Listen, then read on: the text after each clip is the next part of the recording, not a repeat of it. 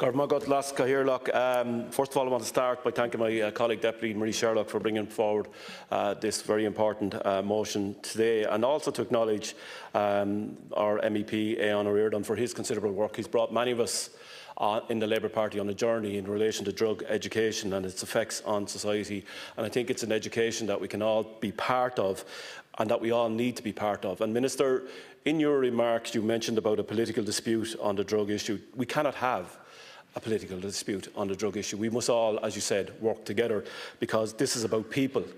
It's about people, it's about families, and that's the language that we must start using when we're talking about drug strategy in this country. As has been said by many of my colleagues, decriminalisation of drugs for personal use puts the person in addiction at the centre and offers opportunities for recovery. And that is the most important item that we can discuss today, because you are right, Minister.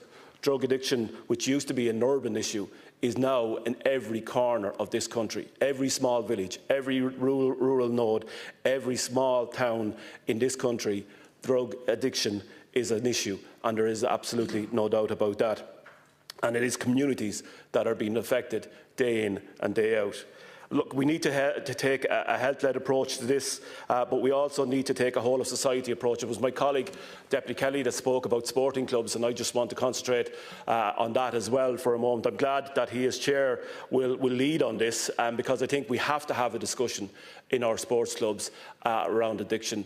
Too many of our athletes are suffering from drug addiction.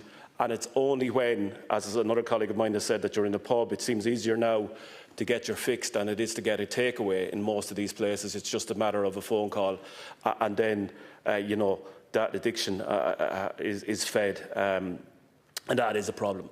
It's also very important to talk about services today, Minister, and you will be aware, being next door to us in Athy in Kildare, I'm actually a part of a director on Willow Community Services, which is just up the road from you. But the problem with Willow Community Services, Minister, that we're going hand in hand, begging for funding.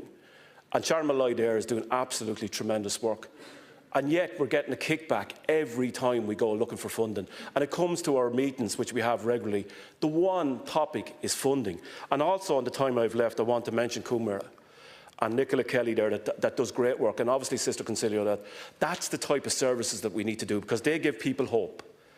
But these services are in every village, every town, and community groups are coming together now to support those with addiction.